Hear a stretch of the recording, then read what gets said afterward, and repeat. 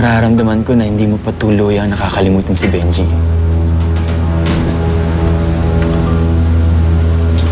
Pero Sharina, pakasalan mo ako.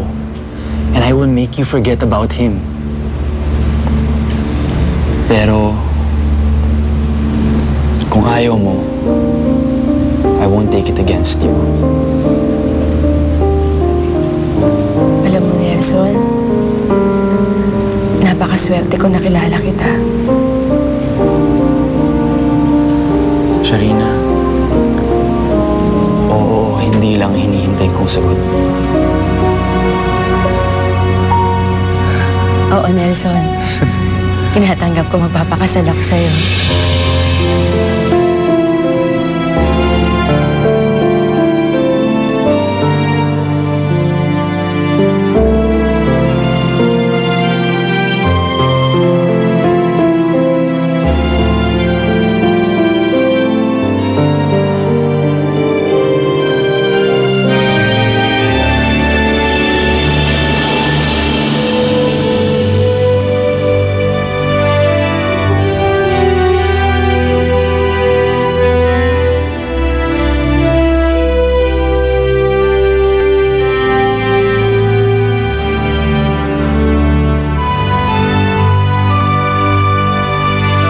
Ang sabi ni Doc, 1 buwan pa daw para malaman natin kung babae o lalaki magiging anak natin.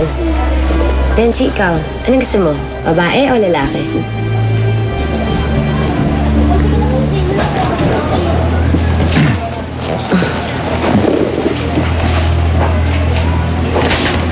Bakit mahalaga ba kung ano gusto ko? Hindi naman natin kontrolado na magiging anak natin, di ba? Alam mo, pasalamat ka, masaya ako. Kundi papatulan talaga kita. May nasabi ba akong hindi maganda?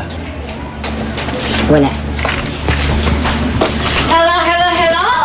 Hi! Hi, Lola! Hyper ata kayo Parang masaya kayo. Bakit naman ako hindi sasaya?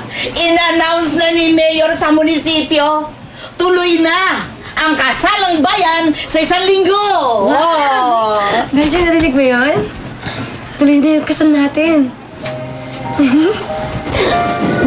Oh.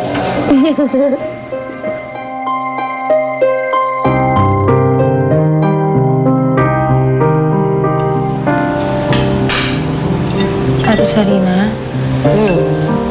Bakit ganun? Sa lahat na ikakasal, parang ikaw yung bride na hindi masyadong masaya. Masaya ako. Ate, sino bang kinukumbinsi mo dyan sa sagot mo? Ako o ang sarili mo? Magiging masaya din ako, Monica. Kasi alam ko mahal ako ni Nelson. Ate, tama ka naman dun eh. Mahal ka talaga ni Nelson. Hindi ko naiisip na masasaktan ka niya o paiiyakin ka man lang niya. Kaya ate, huwag ka nang sisimangot. Sayang naman yung ganda mo kung nakasimangot ka lang. Nahin ka madami, ha?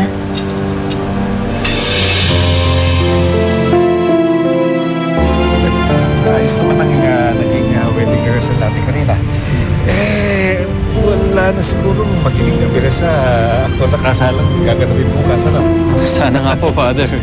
Paano di magkita-kita lang tayo bukas dito sa simbahan? Opo, Father. Sige po. Ay, sige. Salamat po. Sarina, Ersan, sige. Ingat, Father. Ingat sa inyo. Ingat.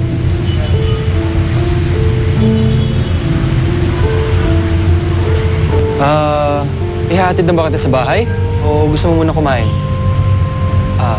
Sharina, uuwi na ba tayo? Mauna ka na lang, Nelson. Punta na ako sa office. May nakalimutan ako itanong eh. Hindi, hihintayin na lang kita dito. Okay lang. Sige na, Nelson. Mauna ka na. Hindi ba may stag party pa kayo ng barkada mo? Oo nga pala, no?